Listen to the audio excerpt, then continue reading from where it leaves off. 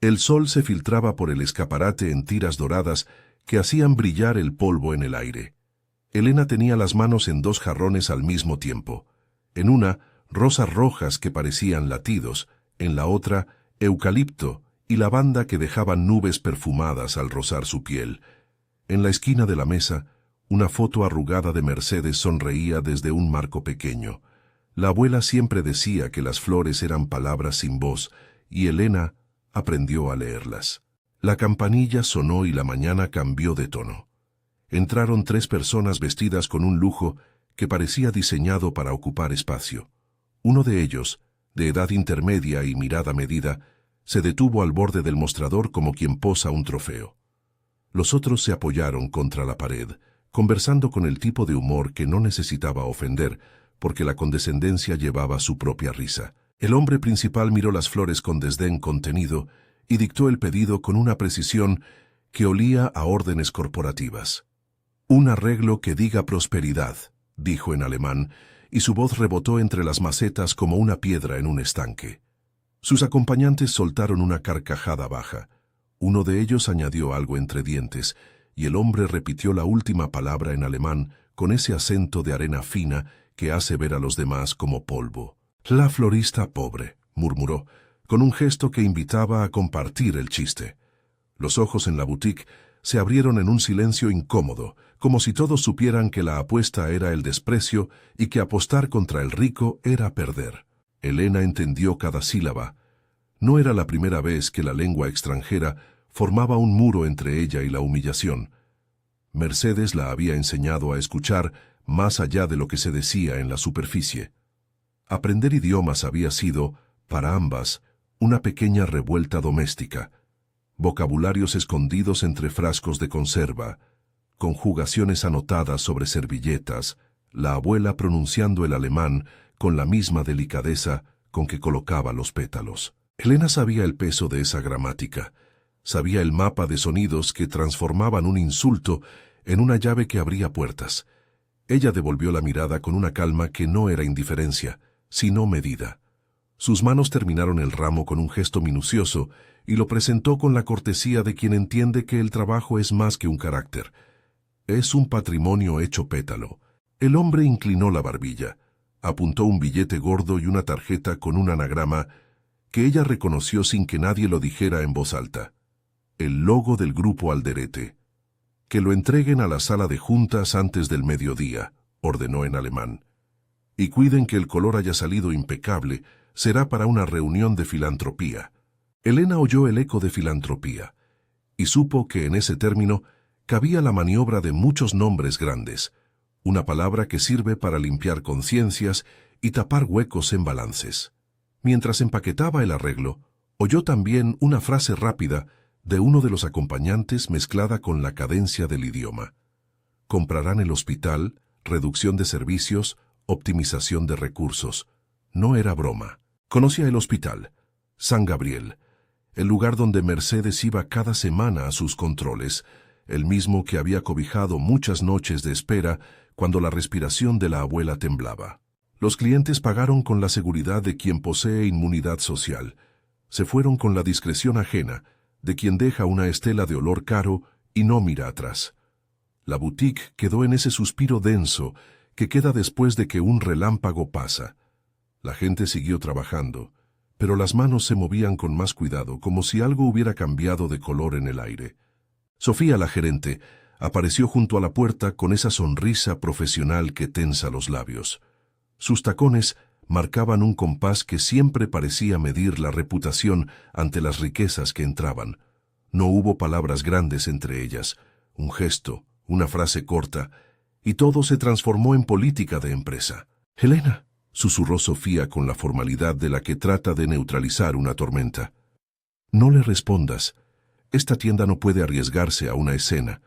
Son clientes del grupo Alderete. Llámalo un malentendido». Sonríe y cambia el ramo. Elena asintió como quien dobla una página para evitar que el viento la arrugue. En su mesa, las flores permanecían como testigos que absorben humedad y tiempo. Su oficio era convertir fragilidad en presencia. Sonrió porque la floristería lo pedía, y porque sonreír era a veces una línea de contención. Por dentro, sin embargo, una corriente de calor corría del estómago a la garganta. La noticia de que la empresa que quería comprar el hospital planeaba recortes le pesaba como una piedra en el bolsillo. Al mediodía, cuando el timbre sonó otra vez, dejó una nota en la caja registradora y se fue sin decir más. Sabía que en la esquina, Augusto, dueño del café que hacía esquina con la boutique, tendría el mismo rostro de siempre, una mezcla de ternura y fatiga que le recordaba que había otro tipo de poder en la ciudad, el lento y constante de la comunidad. Se sentó con él un rato, acarició la taza y dejó que el olor a café aflojara nudos.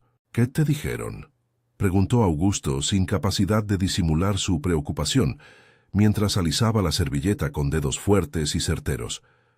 «Nada que no supiéramos», respondió Elena. «Pero el nombre estuvo allí. Dieron por hecho que podemos tolerar que nos humillen». Augusto la miró con la franqueza que tienen quienes han trabajado con la ciudad toda la vida. «No toleres nada que te quite la dignidad, muchacha.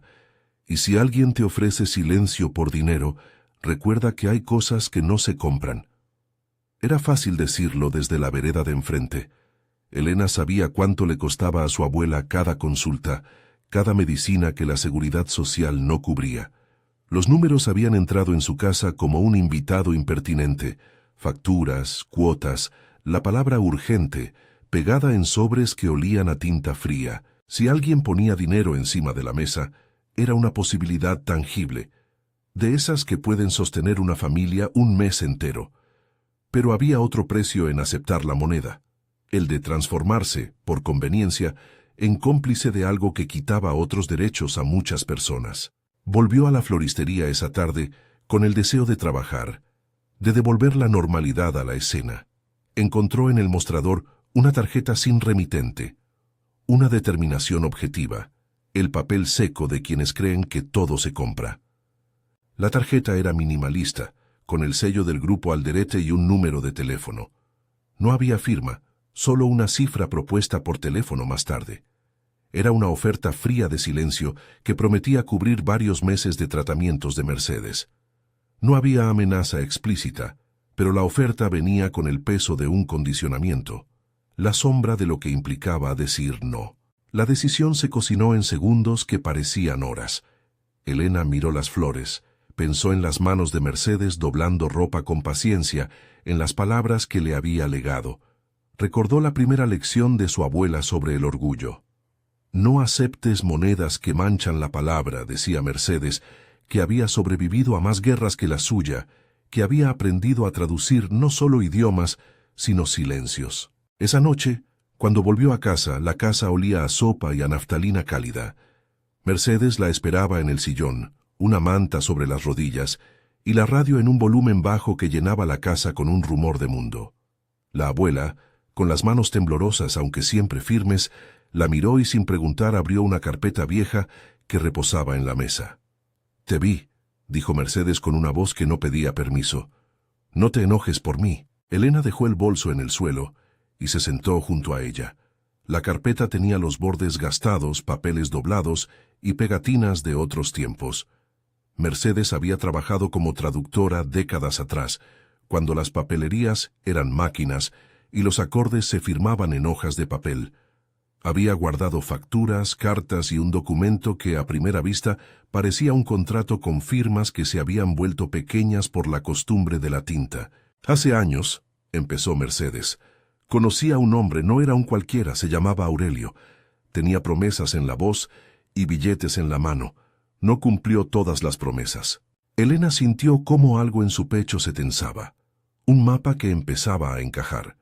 Mercedes deslizó un sobre amarillo con una foto, una nota manuscrita y una copia de un contrato que mencionaba servicios y nombres, y en una esquina, la palabra externo tachada. Las letras no decían todo, pero decían suficiente para atar hilos que parecían sueltos desde hace décadas. «Rosa trabajó para él», dijo Mercedes en un susurro que era como abrir una caja. «Tu madre. Era joven y creyó en promesas. Le dieron promesas a cambio de silencio. Después se fue. O la hicieron irse. No lo sé todo». La palabra madre en la boca de Mercedes Fue como un relámpago contenido. Elena había guardado ese nombre entre las cosas que no se preguntan a la ligera. La familia le había mostrado muchas caras, pero la de Rosa seguía siendo un hueco. Años atrás, cuando el malestar era menos doloroso, Elena había inventado historias para llenar ese hueco.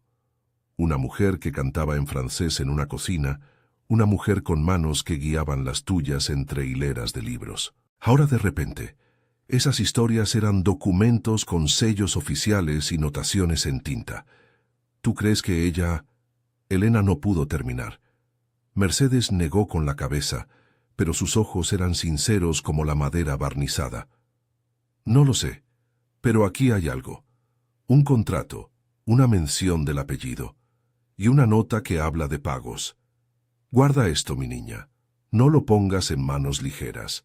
Elena entendió la advertencia como una llave de doble filo.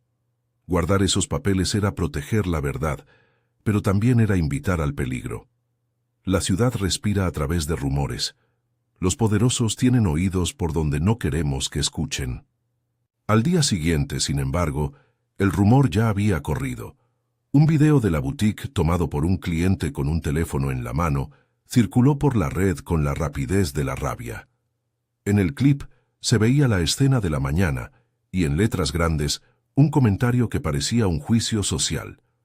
Florista humillada por millonarios. Las imágenes eran cortas, recortadas. Desde ahí, la llama de la compasión ardió sin control. Elena recibió la noticia en la boutique. La gente del vecindario comenzó a llamar, algunos solidarios, otros curiosos. Sofía fue la primera en ponerse frente a la tienda con una expresión que mezclaba miedo y cálculo. La gerencia no tardó en aparecer con mensajes de contención de redes, con protocolos que olían a manual de crisis. Para la empresa, el asunto era reputación. Para Elena, era dignidad y la salud de su abuela. Esa misma tarde, alguien del grupo Alderete volvió a pasar por la tienda. Esta vez no fue el hombre que habló en alemán, fue un emisario con traje gris y un sobre grueso. No era la primera estrategia. La oferta formal, envuelta en cortesía corporativa, prometía cubrir gastos médicos y una suma por silencio, a cambio de retirar las denuncias y no hablar con la prensa sobre lo ocurrido. La nota era escrita en un lenguaje municipal, como si ofreciera una transacción más que una propuesta humana. Elena dejó el sobre la mesa y sintió el silencio en la boutique como un tejido nuevo y desconocido. Por la ventana se acercaba la tarde con su luz de pulpa. Sus manos temblaron un poco al tocar el papel, como si reconocieran el perfume de los billetes a través del envoltorio. Adentro, un papel decía lo que los teléfonos ya habían insinuado. Si el hospital entraba en la ecuación, la transacción era más que plata. Era control. Ella no abrió el sobre. No necesitó abrirlo para comprender lo que ofrecían y lo que exigían. Detrás del gesto había una lógica clara. El poder compra complicidades y disuelve los nombres en carpetas. La dignidad, en cambio, no se vende. La noche trajo poco sueño. Elena pasó horas en vela, repasando cada palabra de sus abuelos, cada lección de lengua que Mercedes había susurrado entre sartenes y cuentas. Años antes, cuando Elena era pequeña, se había pegado a la falda de la abuela para copiar los sonidos. Aprendió alemán, porque en la vecindad había una mujer que aún bordaba su pasado con palabras germánicas.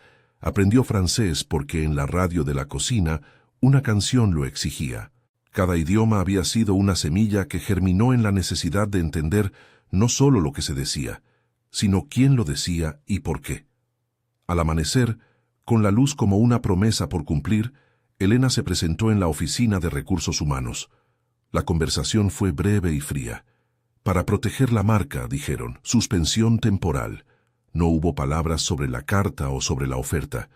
La sanción tenía la claridad de una lámpara que ilumina y a la vez ciega. Sofía le ofreció una despedida corta y un papel para firmar. Elena, con la misma compostura que mostró ante la burla, devolvió la mirada y se negó a hacer la mancha que otros querían borrar con billetes. Ella volvió a casa con la sensación de que algo se había partido y que el quiebre no era solo suyo. Mercedes la esperaba sentada y el silencio entre ellas volvió a vestirse de historia. «No te dejaré sola», dijo la abuela con la firmeza que le daba la experiencia. «Si ellos creen que pueden comprar a las personas, no han aprendido la escuela de las arrugas». Las palabras de Mercedes fueron un alivio y una carga a la vez. Dentro de la carpeta había más papeles, un pasaporte con marcas de visado, una nota en francés con una dirección incompleta y un sobre sellado con un sello de una ciudad que no pertenecía a ese país. En una hoja, con la caligrafía de quien escribe rápido y retiene secretos, se mencionaba un nombre: Rosa Logan. La pista era una cuerda que se tensaba hacia un lugar que Elena no había imaginado: París. La mención de la capital francesa encendió en Elena la idea de un pasado que no había muerto, sino que se había mudado a otro idioma, a otra ciudad. Pero entre el descubrimiento y la acción había pasos de riesgoso calado. Buscar a una madre en otro continente no era apenas comprar un pasaje. Era poner en movimiento piezas que podían despertar la atención de quienes preferían que los silencios permanecieran. En esos días, la figura de Camila Miranda, periodista, comenzó a perfilarse como una posibilidad tangible. La conocían a través de las noticias, reportajes que no solo denunciaban, sino que tejían relatos con pruebas, testimonios y una ética que exigía precisiones. Augusto, siempre atento a la red de la ciudad, la mencionó en voz baja en una de esas conversaciones donde se reparte la esperanza. «Si vas a pelear con tiburones, necesitas quien nade junto a ti», dijo Augusto. «Camila sabe cómo sacar a la luz sin quemar a la gente». Elena no quería prensa al principio. Aceptar la lente pública significaba poner a Mercedes en el centro de una controversia que complicaría su tratamiento. Sin embargo, no mirar implicaba aceptar que el hospital pudiera cambiar de manos sin pregunta alguna. La conversación fue larga y al final acordaron un encuentro en el café de Augusto. Camila llegó con una carpeta y una mirada que no disimulaba curiosidad ni compasión. Su voz era precisa. «No hago causas, hago veredictos con pruebas», dijo. «Pero necesito algo que no sea un rumor. Documentos, testimonios, una historia que haga coherencia. Si tienes eso, podemos armar un caso que valga la pena». Elena abrió la carpeta de Mercedes con manos que temblaron menos que la primera vez. Camila leyó con una atención profesional, con la mirada que no busca sensacionalismo, sino verificación. La periodista preguntó por fechas, por nombres, por el tiempo en que Mercedes trabajó como traductora, por el vínculo con Aurelio. Anotó, pidió copias, sugirió discretas entrevistas. Sus preguntas iban a lo esencial. ¿Qué probaba el vínculo? ¿Quién tenía interés en ocultarlo? ¿Qué efecto tendría la exposición en el hospital y en la gente que dependía de él? Mientras hablaban, la ciudad afuera se movía indiferente. Taxis, bicicletas, una niña que corría con un globo. Dentro del café la conversación era un mapa que se extendía entre dos personas con el mismo propósito: sacar luz de un fondo entumecido por sombras de riqueza. Pero no todo iba a quedarse en mesas y palabras. En una oficina con vistas amplias y persianas cerradas, Maximiliano Alderete escuchó fragmentos de lo ocurrido a través de un informe ejecutivo. En su despacho, el poder parecía un mueble más, una silla de cuero donde meditaba sobre su legado. Era también un hombre con miedo a lo que su apellido podía perder, a la mancha que una sola publicación podría dejar en el imperio que construyó para proteger un nombre. Maximiliano no era perverso por defecto, era calculador. Había heredado la empresa y la necesidad de cuadrar balances que soñaban con expansión internacional. Ver peligrar la compra del hospital significaba poner en riesgo algo que él no toleraba: la pérdida de control. Llamó a su hijo Rodrigo al despacho, quien se presentó con la insolencia de quien cree que los problemas de los demás se resuelven con notas a pie de firma. «¿Qué te dicen?», preguntó Maximiliano, con una entereza que trataba de no sonar a urgente. «Una florista. Un video. No parece gran cosa, padre. Podemos pagar y listo. Nadie necesita escándalos si hacemos las cosas con elegancia». Maximiliano, sin embargo, percibió otra cosa: el gesto de la bruma, la posibilidad de que aquello fuera una raíz que podría crecer en otra dirección. Recordó un nombre que había tratado de enterrar: Rosa. Había antiguas cuentas, promesas que ahora podrían abrirse como heridas. Sus manos se apretaron en el reposabrazos de la silla. No le gustaba que el pasado se moviera sin permiso. «Que me preparen opciones», ordenó. «No quiero que esto se vuelva una lluvia. Y si la cosa se complica, quiero que me presenten soluciones legales». La frase había sido fría y exacta. No se pronunciaron amenazas directas, porque las amenazas explícitas son instrumentos de aquellos que pierden gracia. Maximiliano prefería la precisión de la discreción: abogados, acuerdos, cierres. Siempre había creído que el mundo es un tablero, y él era quien debía mover las piezas con la mayor pulcritud. En la boutique, Elena recibió una llamada esa tarde que la dejó quieta por unos segundos. La voz en la línea era la de un hombre que presentaba su nombre y su cargo con el ceremonial de quien trae una disculpa en la mano, envuelta en un papel aceitoso. «Señora Gutiérrez», dijo, «soy Alejandro Rojas. Trabajo para un despacho que representa al Grupo Alderete. Queremos ofrecerle una compensación para evitar malentendidos que perjudicarían a todas las partes. Sabemos de la situación de su madre y deseamos ayudar». Elena escuchó la oferta enumerada con la frialdad de una transacción. Aceptarla resolvería la inmediatez. Negarla la convertiría en una piedra en el zapato. Por un momento se preguntó qué haría Mercedes, que había vivido lo suficiente como para entender los matices de la supervivencia. La abuela, que había nacido en épocas donde las palabras pesaban oro y los silencios eran cuentas de ahorro, no había dejado de creer en la dignidad. «No se trata de dinero», replicó Elena sin más. Su voz no era altiva, era firme. «Es cuestión de verdad. Si lo que quieren es comprar reputaciones, aquí no hay nada que vender». La línea quedó suspendida. Del otro lado, probablemente, alguien anotó su negativa como un dato, y en una sala de juntas eso sería convertido en una nueva estrategia. De regreso a la casa, Elena creyó oír por un instante los pasos del mundo acercándose como una avalancha. Llamadas, gente trazando rutas, decisiones que le pertenecían y no. Días después, la pareja de periodistas locales empezó a llamarla. Camila se mantuvo al margen de la prisa, pidiendo pruebas y tiempo. No quería un reportaje emocional. Quería algo que resistiera la defensa de una empresa con salas completas de abogados. Elena y Camila comenzaron a planear con cautela.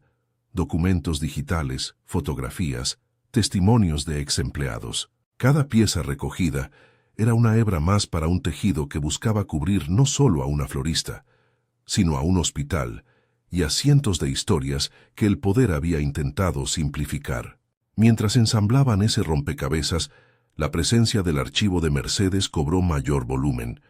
Entre cartas con sellos de pueblos pequeños y facturas en francés, apareció una hoja que nadie esperaba. Una nota, fechada apenas un año atrás, enviada desde París y dirigida a Mercedes. La caligrafía era firme, con una frase corta: «Estoy bien, abuela. Cuida de Elena. R». Elena sintió el aire faltar en su pecho. La inicial era un espejo de todo lo que no había dicho en años. Aquella misiva le arrastró a un paisaje imaginario de cafés con mesas de hierro, de calles con gentes que caminan despacio, de un nombre que por largo tiempo había sido ausencia. Si la carta era auténtica, Rosa estaba viva, y donde estaba, había una posibilidad de reencuentro que no se podría comprar ni compraría dignidad por dinero. Camila, con ojos que ahora brillaban más por la noticia que por la curiosidad, meneó la cabeza. «Esto cambia la ecuación», dijo. «Si tenemos una carta reciente y un rastro que conduce a París, lo que antes era local ahora es internacional. Pero hay que ser muy cuidadosos.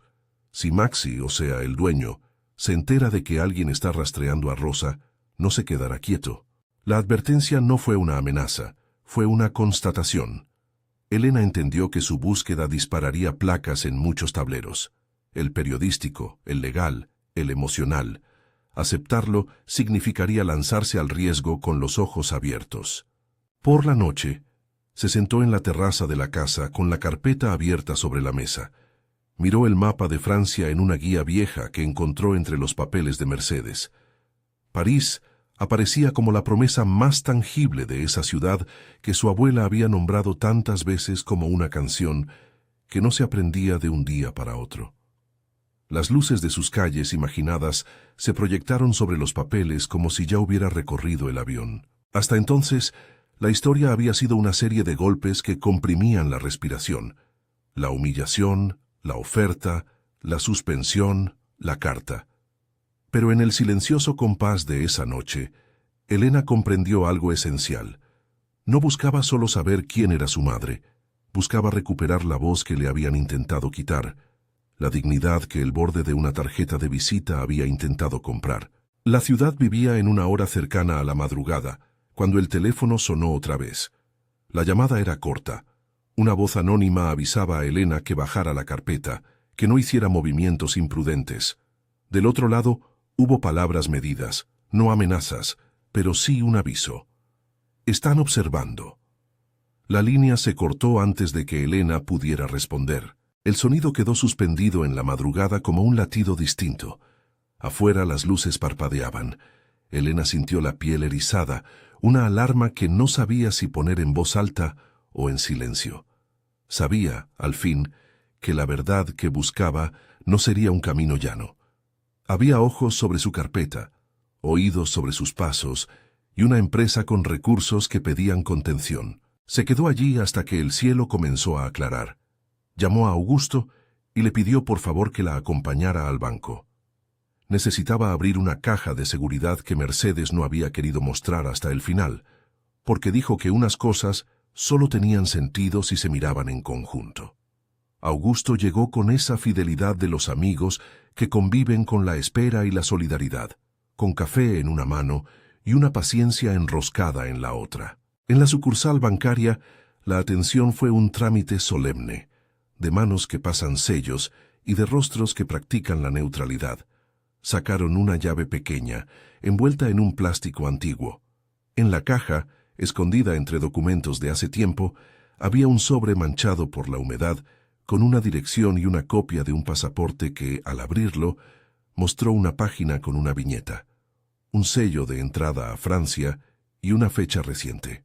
Junto a ello, una carta enrollada en francés, no larga, que decía en su cierre, «Je pense à vous». R. «Pienso en ustedes».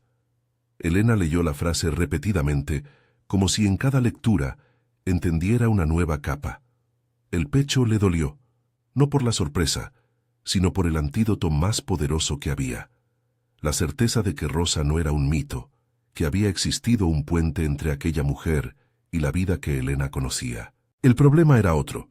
Sabía también que sacar esa certeza a luz podría encender una respuesta de quienes estaban detrás del intento de compra del hospital. Al salir del banco, con la carpeta al brazo como una reliquia que había cobrado peso, Augusto la miró con esa mezcla de rabia y ternura que lo caracterizaba. «Si vas a París, me necesitas para cruzar el océano», dijo. No fue una broma, era una propuesta logística y humana. «No te dejaré sola en esto». Elena pensó en la ciudad de luces y en el rostro que no conocía de su madre, en la abuela que había vivido la mitad de su vida traduciendo nombres. También pensó en Maximiliano, en su despacho, en el modo en que la palabra «comprar» se había vuelto sinónimo de cancelar, y comprendió que la pregunta era mucho más grande que una reunión con su madre. Se trataba de enfrentar un sistema que convertía vidas en cifras. Antes de tomar cualquier decisión, Elena pidió a Camila que esperara. Necesitaba tiempo y la urgencia se había transformado en estrategia. Ambas planearon los próximos pasos con cautela: verificar la autenticidad de la carta, rastrear el número del sello del pasaporte, encontrar contactos en París que pudieran ayudar a hacer un acercamiento respetuoso. Camila propuso una línea de tiempo y un equipo reducido para no levantar sospechas. Elena, por su parte, quiso que la operación fuera cuidadosa para no poner en riesgo a Mercedes. Mientras la noche se posaba de nuevo sobre la ciudad, Elena miró el sobre una vez más. No era solo una carta, era una posibilidad que venía con la certeza de que un poder grande no se quedaría pasivo. La última escena del día la encontró escribiendo una nota a mano, no para aceptar dinero ni sonrisas forzadas, sino para afirmar una decisión. No se vendería, pero tampoco expondría sin necesidad a la gente que amaba. En algún despacho, un hombre con apellido Caro ajustó su corbata y ordenó a su equipo que preparara alternativas, documentos, llamadas, abogados. No hizo amenazas explícitas, pero avisó que cualquier movimiento debía ser neutralizado con firmeza. En su mente, toda amenaza era una ecuación a resolver. Reputación por sobre personas, porque para él las personas eran a menudo variables desechables en un balance. Elena lo supo todo sin verlo. Lo supo porque su teléfono vibró con un mensaje corto. No haga movimientos precipitables, es mejor resolver con calma. El remitente era anónimo, pero la firma invisibilizada llevaba el peso de la advertencia. Elena dejó el mensaje en el escritorio y se sentó frente a la ventana. Afuera, la ciudad respiraba. Dentro, su casa estaba llena de flores y papeles, de historias que pedían ser contadas. Tenía sobre la mesa una carta que venía de otra ciudad, un nombre que ahora tenía rostro posible y un grupo empresarial que no planeaba ceder sin respuesta. Todo se había mezclado en un cóctel que pedía valentía y precisión. Al amanecer siguiente, con la carpeta cerrada y la respiración acompasada, Elena supo que su decisión marcaría una línea: seguir callada y aceptar la oferta, o arrancar la primera hoja del proceso que la llevaría, quizá, a París. Sabía también que la elección no era solo suya, implicaba a Mercedes, a Augusto, a Camila, a la gente que atendía en el San Gabriel, a quienes no tenían voz. Por eso tomó una foto de la carta, la subió a un pendrive y se lo entregó a Camila con instrucciones claras: mantener copias fuera del país, distribuir pruebas de forma segura, preparar una publicación que dependiera de la corroboración internacional. Cuando Elena cerró la puerta esa mañana, alguien la observaba desde la vereda opuesta. No era un gesto casual, era un estudio, una cámara, una nota, un seguimiento liviano pero persistente. Alguien del grupo Alderete había decidido que la florista que no se vendía merecía atención. Y mientras Elena caminaba hacia el trabajo que ya no tenía formalmente, entendió que la humillación de la boutique no había sido el final, sino el inicio de una cadena de acontecimientos que la llevarían más lejos de lo que imaginó la primera vez que arregló un ramo para ganarse la vida. Afuera, el mundo insistía en su prisa. Dentro, Elena ataba con una ligera cinta roja los bordes de una historia que pedía ser contada con cuidado, porque en cada pétalo había memoria, y en cada memoria un derecho. Si esto te toca, comparte para que más personas conozcan cómo la dignidad puede vencer al poder. La vigilancia no fue una sombra que se cerró de inmediato. Fue un conjunto de pequeñas señales que se fueron acumulando como granos de arena hasta formar una duna. Elena notó vehículos que doblaban la esquina con demasiada frecuencia, miradas que se quedaban más tiempo de lo habitual en la vitrina, y una llamada sin número que dejaba en el silencio solo un suspiro. No eran amenazas en voz alta, eran el idioma práctico del poder. Hacer saber que te observan para que los pasos se vuelvan cautelosos. Camila trabajó con la misma precisión con la que Elena hacía un ramo. Cada evidencia fue copiada, sellada y distribuida en drives escondidos. Cada testimonio, apuntado con fecha y hora. Cada factura y sello, fotografiado con detalles para conservar su traza. La periodista pidió corroboraciones externas, un perito en caligrafía que confirmara la autenticidad de la carta de Rosa, un traductor jurado que cotejara frases y una experta en documentos bancarios para verificar el documento que vinculaba a la familia Alderete con los pagos antiguos. Camila no quería titulares que duraran un día, quería una base que resistiera a abogados y tácticas de difusión. Alguien que había trabajado años en la contabilidad del grupo Alderete respondió al llamado con la cautela de quien sabe a qué atadura se enfrenta. Se llamaba Lucía y había dejado la empresa meses atrás por motivos que ahora explicó con palabras que olían a alivio y miedo a la vez. Papeles, dijo, que se guardaban en carpetas y que nunca se abrían. Trajo consigo un par de memorias USB con correos que al principio parecían inocuos. Propuestas de adquisición, planes para optimizar recursos, cronogramas de reuniones con nombres y fechas. Entre esas líneas frías, Camila encontró frases que articulaban intención. Instrucciones para reducir ciertas áreas del hospital, terminar convenios con proveedores pequeños, cerrar servicios considerados no rentables. Era el patrón que Elena había escuchado en la boutique, pero ahora la evidencia venía con firmas y correos corporativos. No fue fácil persuadir a Lucía. El miedo a las consecuencias en sus propios antecedentes era real. Camila le ofreció, como pudo, medidas de protección y el respaldo de una red de periodistas dispuestos a dar seguimiento a cualquier represalia. También habló con la Fiscalía. Un despacho de investigaciones económicas mostró interés y pidió material que pudiera sostener una solicitud de medidas cautelares. La cadena de custodia se armó con meticulosidad.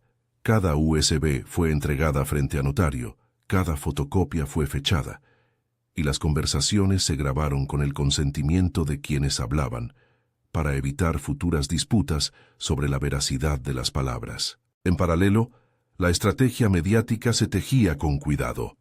Camila propuso publicar una crónica que no solo narrara la humillación en la floristería, sino que mostrara el esqueleto del plan corporativo y la relación histórica entre los documentos de Mercedes y las decisiones del grupo.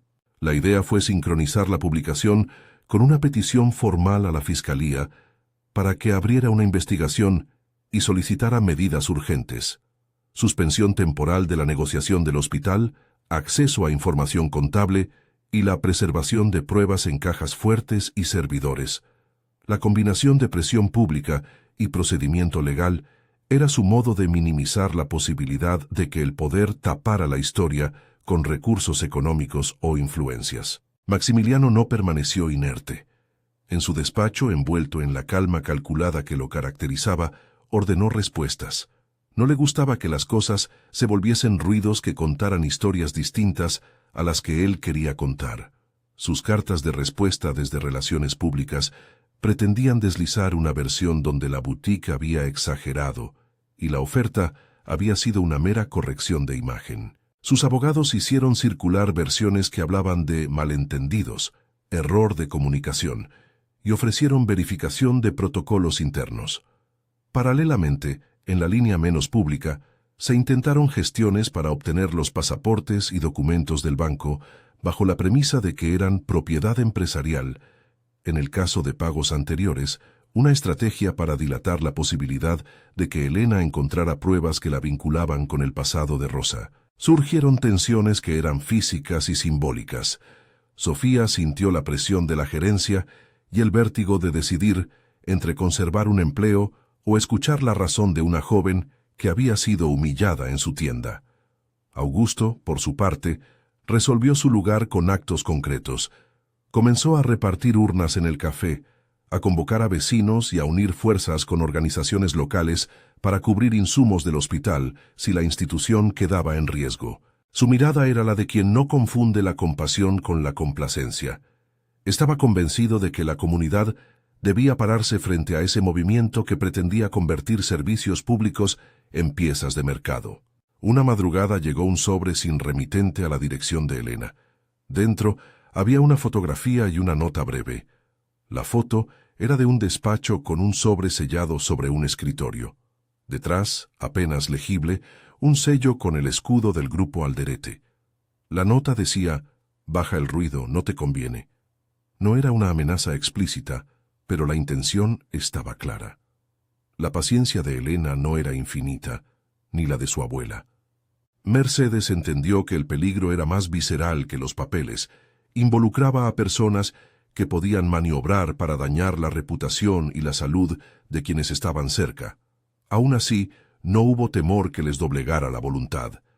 La carpeta de Mercedes estaba ahora en manos de un equipo que sabría cómo protegerla. La publicación de Camila fue certera. Más que un escándalo, fue un dossier. Documentos, contexto, testimonios de ex empleados, el relato de Elena y la carta fechada desde París. La crónica no buscó languidecer en la indignación, pidió acciones concretas, que la Fiscalía actuara, que el hospital recibiera medidas cautelares y que la ciudadanía supiera que estaba en juego. Las redes comenzaron a moverse con prisa. No fue el alud que lo cambia todo en un día, pero sí el empujón que hizo a algunas autoridades a moverse con mayor diligencia de lo que hubieran hecho frente a una anécdota aislada. La fiscalía, encabezada por la fiscal Mariana Ortega, reaccionó con una mezcla de rigor y cautela. No se trataba de precipitar arrestos ni de dar titulares, explicó Mariana en su primera reunión con Camila. Se trataba de reunir indicios suficientes para solicitar a un juez medidas que permitieran asegurar pruebas. La solicitud de embargo preventivo sobre la negociación del hospital, de acceso a las cajas de seguridad del grupo y la citación a declarar de ejecutivos clave se sustentó en las copias de correos, en las notas de Lucía y en la carta de Rosa. La fiscalía pidió además peritajes iniciales a las cuentas que supuestamente demostrarían transferencias destinadas a maniobras de compra y a la reducción de servicios. Maximiliano, hasta ese momento acostumbrado a mover piezas desde la sombra, intuyó que el tablero se había vuelto más complejo. No era solo la prensa, era la posibilidad de que funcionarios judiciales encontraran papeles que él creía guardados para siempre. Mandó llamar a Rodrigo y en voz baja le ordenó que ejerciera presión legal leve. Amenazas de demandas por difamación, avisos a periodistas que podrían demandar por publicar documentos robados. Rodrigo creyó, como muchos hijos de poder, que el dinero y las demandas eran herramientas para cortar cualquier río que amenazara sus jardines. Al mismo tiempo, surgió una figura inesperada, Fernando Castillo, jefe de seguridad del Grupo Alderete. Había sido quien días antes había asistido a la boutique para entregar la nota con el sobre. Fernando, curtido en la observación de oficinas y confidencias, sentía una incomodidad que no supo nombrar hasta que alguien tocó algo que no debía. Una conversación con Lucía, accidental y tensa, lo puso frente a la evidencia de que lo que él había protegido no eran buenos negocios, sino maniobras que podían lastimar a mucha gente. Decidió, con la prudencia de quien no quiere arruinar su vida, ofrecer colaboración limitada, un testimonio sobre quién había tenido acceso reciente a la caja fuerte y qué nombres habían pedido determinados papeles. No admitió más implicancias, pero su intervención ayudó a trazar la ruta de custodia. Con todo el material, la Fiscalía obtuvo la orden de ingresar a las oficinas centrales del grupo. La entrada no fue heroica ni ruidosa, fue un procedimiento que siguió normas y sellos para evitar nulidades. Oficiales, acompañados de peritos informáticos y testigos, procedieron a revisar servidores, mesas de escritorio y la cámara fuerte. Allí, detrás de un muro revestido de madera cara, hallaron una caja metálica. Dentro había contratos, comunicaciones internas y, contra lo que Maximiliano habría querido, un sobre con el sello de correos de París y la letra de Rosa. No una carta de hace décadas, sino una misiva con fecha reciente, dirigida a Mercedes y referida en términos tan personales, que la tinta parecía todavía fresca de memoria. La prensa esperaba fuera del edificio. La Fiscalía no dio muchos detalles. Anunciaron únicamente que había indicios suficientes para continuar la investigación y que ciertas personas serían llamadas a declarar. Entre ellas, Maximiliano fue citado y, en un giro de los acontecimientos, detenido temporalmente por riesgo de ocultamiento de pruebas, medida cautelar que depende de la legislación local y que la Fiscalía solo aplicó después de demostrar que había intentos de mover documentación. No se anunció condena ni se celebró justicia anticipada. Se informó que se habían encontrado documentos que obligaban a ampliar la investigación. El descubrimiento de la carta que llevaba la firma de Rosa fue un momento que acercó, sin resolver todavía, el pasado con el presente. La letra era reconocible para Elena, no porque la hubiera visto antes en abundancia, sino porque los rasgos de la caligrafía tenían el mismo temperamento que la firma que aparecía en algunos viejos papeles de Mercedes. Inclinación leve, trazo largo y una forma particular de cerrar las letras. Entre la Fiscalía, Camila y Elena hubo una pequeña celebración contenida. La posibilidad de saber dónde estaba Rosa ya no era un rumor, sino una pista con nombre, fecha y sello. Maximiliano no estaba vencido. Era un hombre con recursos legales que disputó cada procedimiento, solicitó nulidades, intentó desacreditar testigos y aprovechó su equipo de abogados para desplegar una defensa agresiva. Dijo en declaraciones públicas que todo era parte de una maniobra malintencionada orquestada contra su familia, que la compra del hospital obedecía a criterios de eficiencia y que cualquier acusación sobre reducción de servicios era una exageración. La prensa encontró así múltiples relatos y la sociedad se dividió en comentarios y reacciones, pero la historia había cambiado de columna. Ya no era solo la burla en la floristería, ahora era un entramado con documentos y fechas. Mientras tanto, Camila trabajó para abrir la vía hacia París. Gracias a una colaboración con un colega en Francia, pudo verificar la dirección que aparecía en la carta.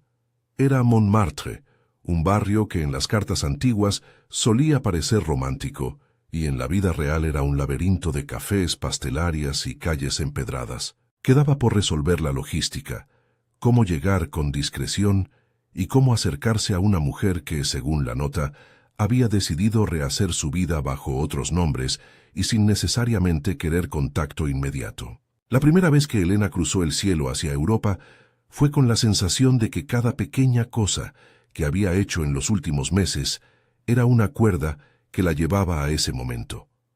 Augusto la acompañó por decisión propia, no por teatralidad, sino porque su presencia era una ancla. Le gustaba pensar que la amistad debía convertirse en resistencia cuando los grandes se movían con indiferencia. Camila no viajó. Su trabajo quedaría en el terreno, sosteniendo el proceso mediático y preparando el terreno para que la Fiscalía pudiera actuar con respaldo ciudadano. París la recibió con ese clima de diferencias. Entre el ruido de los motores y los músicos en la estación, la ciudad ofrecía esa mezcla de indiferencia y curiosidad. Elena caminó por calles que había imaginado a partir de la letra de Rosa. Tiendas con letreros en francés, el olor del pan recién hecho, mesas al borde de la acera con cafés que expulsaban vapor. Cada paso era una tensión que aliviaba y que aumentaba a la vez. Se sentía extraña, tan suya y tan ajena al mismo tiempo. Montmartre parecía una cartografía de recuerdos no vividos. Las ventanas pequeñas, las fachadas con pintura medio descascarada, un gato desperezándose en un alféizar. Elena preguntó por el café que figuraba en la dirección y la dueña, que tenía la paciencia de quienes guardan historias en la libreta de pedidos, señaló una mesa en la esquina, bajo una farola que en la noche debía crear sombras cálidas. Allí estaba Rosa, con un abrigo que había elegido colores discretos y con una expresión que mezclaba prudencia y algo parecido a la espesa ternura. Elena la vio desde lejos y no supo si el cuerpo era el propio o el de su abuela, quien se acercaba reticente. Rosa no era exactamente la mujer de las historias imaginadas en la infancia. La vida había dejado en su rostro mapas pequeños, líneas alrededor de los ojos, canas que la luz coronaba con precisión y una manera de sostener la taza que hablaba de horas de soledad y también cierta calma. Sus manos, sin embargo, eran las mismas que Elena había imaginado, manos capaces de enseñar sonidos, manos que quizá habían doblado papelitos para guardar palabras. No hubo escena cinematográfica de gritos y abrazos al primer encuentro. Hubo una verificación, miradas, respiraciones, una palabra de Elena en francés que tropezó y se transformó en español. Rosa, al escuchar esa mezcla, dejó la taza y la mano le tembló apenas. Reconoció el acento de la abuela, que había nombrado tantas veces el francés como música, y hubo un silencio que pesaba por la historia que traía consigo. «Elena», dijo Rosa, como si dijera un nombre que necesitaba caer en algún sitio para hacerse real. «Eres tú». Elena no supo contener la emoción. Dejó que las flores que llevaba en la pequeña caja que había traído murieran en ese instante por la humedad de las lágrimas. No importó. Los pétalos amarillos y azules, comprados en un mercado de la ciudad, quedaron olvidados sobre la mesa mientras se acercaban. Rosa habló primero, y lo hizo en francés al comienzo, como quien necesita poner palabras en un idioma que la protegió durante años. Luego, mezcló español y francés en frases que parecían disculpas y explicaciones al mismo tiempo. No fue huida por desprecio, dijo Rosa con una voz que apenas subía el volumen. Fue una decisión que creí necesaria. Había cosas que yo no podía enfrentar sin ponerles distancia. Pensé que así los protegería. Helena escuchó cómo Rosa contaba una versión que no coincidía del todo con el vacío que había sentido durante años. Que había existido una presión, promesas rotas y una posibilidad de que su nombre fuese explotado de maneras que no quiso permitir. Rosa explicó que, tras los episodios con Aurelio, hubo heridas y amenazas que la empujaron a buscar una identidad distinta. No habló de culpables absolutos, habló de maneras de sobrevivir. La conversación no borró años de ausencia, ni el dolor por lo no compartido. Hubo preguntas duras. ¿Por qué no escribiste antes? ¿Por qué no volviste? ¿Por qué la carta llegó solo hace poco? Rosa explicó que lo intentó, que hubo ocasiones en que creyó que era mejor mantenerse lejos y que la carta que envió a Mercedes fue un riesgo calculado. También confesó que durante años había pensado en Helena como la protección mayor de su vida. No buscó justificarse, sino poner sobre la mesa motivos humanos que no siempre alivian las culpas. Helena, por su parte, habló de la abuela, de la floristería, de la humillación y de la carta encontrada en una caja de seguridad. Sus palabras no fueron reproches vacíos, fueron la narración de una vida que había transcurrido entre compras de medicinas, pagos y la necesidad de no vender la dignidad. Rosa escuchó como si cada palabra fuera una llave que abría una puerta cerrada. Su rostro pasó por una gama de expresiones: sorpresa, arrepentimiento, ternura. Cuando Helena le ofreció la foto de la carta y la copia del pasaporte, Rosa la tomó y miró la letra con atención, hasta que su mano empezó a temblar de nuevo. El reencuentro no resolvió todo. Él, la madre, la hija y la abuela, aunque Mercedes no había podido viajar por su salud, emprendieron un proceso común que requeriría tiempo, paciencia y reordenamiento de vidas. El primer paso fue compartir la verdad. Rosa contó que vivió en Francia con identidades que la protegían de presiones que ella no quiso exponer, que desde allí había intentado en algún momento enviar noticias a Mercedes, pero que la vida, el miedo y la distancia la habían empujado a esperar hasta que resultara seguro hacerlo. No necesitó adornos. Habló con la claridad de quien asume sus decisiones. Durante las semanas siguientes, la presencia de Rosa en la vida de Helena fue construida con prudencia. Llamadas nocturnas, mensajes con antihorarios de viaje, promesas de visitas breves para no sobrecargar a Mercedes. Rosa compartió, además, que en París trabajaba en una pequeña librería y que daba clases de idioma a niños. La ironía de la vida quiso que aquella mujer que enseñó a traducir silencios ahora dedicara su tiempo a enseñar lenguas. Helena sintió cómo su historia se completaba con esos actos sencillos. Aprender era una forma de resistencia, y Rosa lo había sabido desde siempre. En casa la investigación siguió su curso. La Fiscalía realizó diligencias en el Hospital San Gabriel. Citó a su director y a proveedores, revisó contratos y requirió inventarios. Existe la posibilidad, explicó la fiscal, de solicitar medidas cautelares que aseguren que la venta no prosiga hasta tener claridad sobre irregularidades. Los plazos judiciales no son inmediatos. Requieren audiencias, alegatos y pruebas, pero las medidas provisionales pueden detener procesos en lo administrativo, por lo que queda demostrado con indicios. No se prometió un veredicto final, se informó del procedimiento en marcha. El eco mediático cambió la conversación pública. La gente del barrio se organizó para mantener servicios, para donar y para visibilizar la necesidad del San Gabriel. Campañas recaudaron fondos para insumos y para pagar personal clave que atendiera a quienes dependen del hospital. No fue una solución definitiva, pero sí una respuesta colectiva que mostró la fuerza de la comunidad. Augusto y otros vecinos coordinaron rondas solidarias, mientras pequeñas ONGs ofrecían asesoría legal gratuita para pacientes que podían verse afectados por la venta. Maximiliano afrontó acusaciones públicas que dañaron su imagen. Su equipo de relaciones públicas trató de recomponer la narrativa, pero la evidencia, ahora pública y sostenida por la Fiscalía, obligó a la empresa a abrir auditorías internas.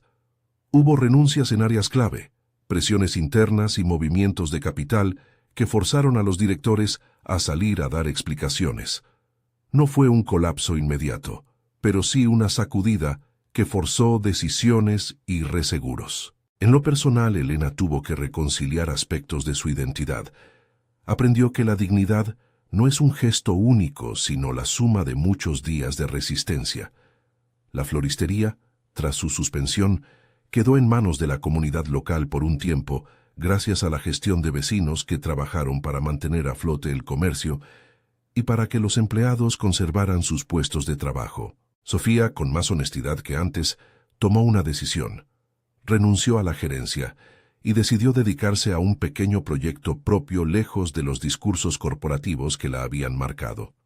No todos los finales fueron épicos, muchos fueron silenciosos y necesarios. La carta que se abrió en la caja fuerte del Grupo Alderete fue el puente efectivo entre Elena y Rosa, pero también el documento que permitió a la Fiscalía ampliar la investigación hacia otros movimientos financieros.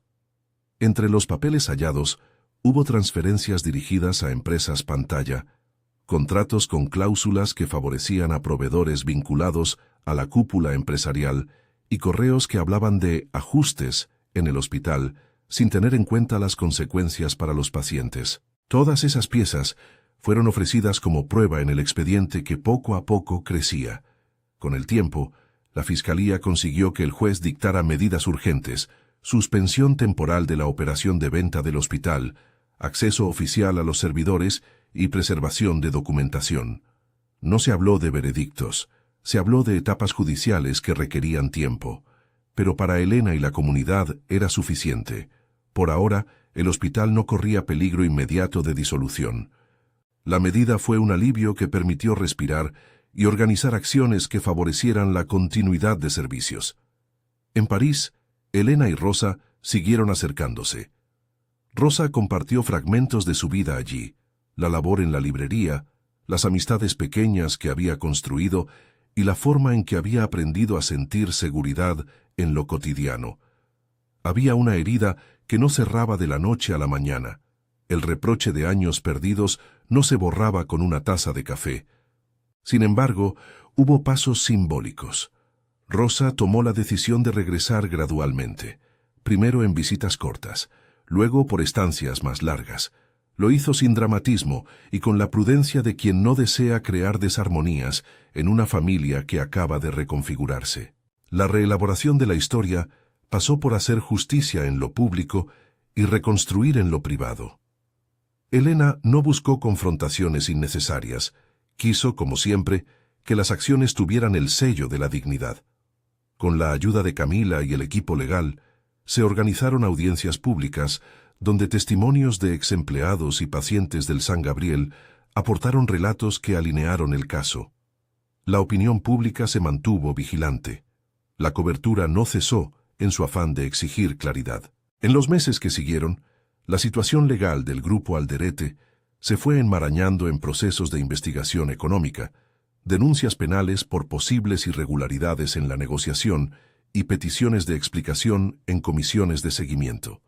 Algunos ejecutivos fueron imputados por su rol en la maniobra, otros prefirieron colaborar y aportar información para esclarecer hechos. Hubo detenciones preventivas en el marco de la investigación, medidas que se reservan a supuestos riesgos procesales y que no equivalen a culpabilidad definitiva, y también medidas patrimoniales destinadas a preservar activos mientras se discute el fondo del asunto. Esas acciones judiciales son parte de la marcha ordinaria de la ley, no dictatorias de justicia, sino herramientas para evitar daños mayores mientras se resuelve el proceso. En ese tiempo, Mercedes vivió la noticia con la mezcla de cansancio y esperanza que otorgan los años. A veces no entendía del todo los vericuetos jurídicos, pero comprendía el sentido de la dignidad recuperada. Sus manos seguían siendo expertas en traducir silencios. Su sonrisa era la probabilidad de una victoria que no se ataba a sentencias, sino a la posibilidad de que el hospital siguiera abierto. Las visitas de Rosa, aunque cortas al principio, Trajeron consigo la música de una voz que hablaba francés y español en la misma frase, como si eso fuera un gesto de reparación. La comunidad, en tanto, tejió algo que se parecía a una red. Organizaciones locales y vecinos aportaron fondos, recursos y voluntariado para sostener el San Gabriel en tareas críticas. No fue una solución milagrosa, fue un mostrador de solidaridad que permitió que quienes dependían del hospital no quedaran inmediatamente desamparados. Augusto fue, como siempre, un operador práctico. Coordinó horarios, donaciones y un calendario de actividades para mantener la atención. Hubo médicos jóvenes que se organizaron para dar horas adicionales y enfermeras que trabajaron con el corazón en las manos para sostener el servicio. Fue la ciudad haciendo lo que sabe hacer cuando reconoce que una institución pública corre riesgo: cuidar.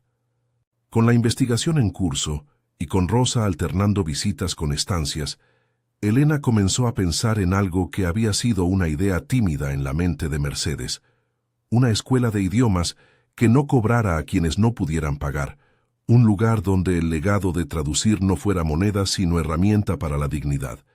La idea tomó forma con la energía de la comunidad: espacios cedidos por negocios solidarios, voluntarios dispuestos a enseñar, y algunas donaciones de personas que vieron en la iniciativa una forma de luchar contra la exclusión que tantas veces se disfrazaba de eficiencia. La fundación de la escuela fue un acto simbólico y concreto. No buscaban resolver el problema estructural de la desigualdad, pero buscaban abrir puertas que antes no habían estado abiertas. La escuela, que Elena decidió llamar Palabras que Cuidan en honor a Mercedes y Rosa como referencia viva de la búsqueda, ofrecía cursos de idiomas que permitirían a los vecinos acceder a mejores oportunidades laborales, a mejorar la comunicación médica y a romper la barrera que tantas veces se erige entre quienes tienen voz y quienes la pierden. La inauguración fue sencilla y emocional. En la plaza del barrio se colocó una lona con el nombre Mesas con Flores y una algarabía amable que no gustaba de las grandes pompas. Rosa, con una bufanda que el viento movía con timidez, estuvo presente. Mercedes no pudo viajar, pero recordó las palabras que dijo la noche en que le entregó la carpeta: las palabras no se venden. Elena, con manos que ya habían dejado de temblar en la misma intensidad que en los primeros días, cortó la cinta con una tijera que perteneció al viejo taller de la abuela. La gente aplaudió y la comunidad se sintió más unida. En el plano judicial, los procesos continuaron.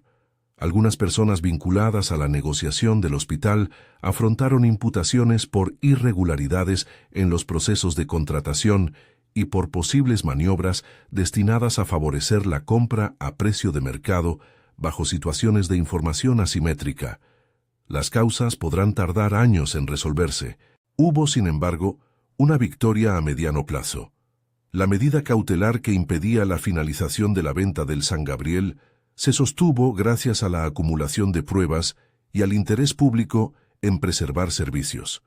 No era una sentencia final, pero sí una señal de que, al menos por un tiempo, aquello que era esencial para muchos quedaría protegido. La caída del velo sobre el pasado de Rosa tuvo consecuencias personales y públicas. La familia Alderete afrontó una crisis de imagen y legal que les obligó a recomponer estructuras, a revisar contratos y a enfrentar preguntas incómodas en la esfera pública. Algunos miembros buscaron la discreción, otros optaron por la confrontación. Maximiliano, a su manera, intentó sostener la dignidad que, en su concepción, se medía en balances y resultados. Para Elena, la cuestión no fue celebrar su caída, sino que la verdad quedara al descubierto y que la comunidad recuperara derechos. Los meses pasaron con una mezcla de tedio judicial y pequeñas alegrías. Rosa vino más seguido. Aprendió a colocar nombres en el cuello de Elena como si fueran medallas pequeñas. Mercedes recobró un ánimo que la llevó a volver a mirar flores de otra manera. Elena continuó ordenando ramos, pero ya no solo para vender. Preparaba arreglos para ocasiones comunitarias, para hospitales y para inauguraciones de la escuela. La floristería volvió a funcionar en un formato más ligado a la solidaridad. Los vecinos compraban no solo por estética, sino como forma de sostén. En una tarde templada, con la escuela en plena actividad, Camila publicó un artículo más. Un balance sobre el proceso, un tránsito entre lo personal y lo institucional, y un recordatorio de que la lucha por la dignidad no termina con una noticia. La pieza mostró además cómo la comunidad se había organizado y llamó a la reflexión sobre los límites del mercado cuando choca con derechos básicos.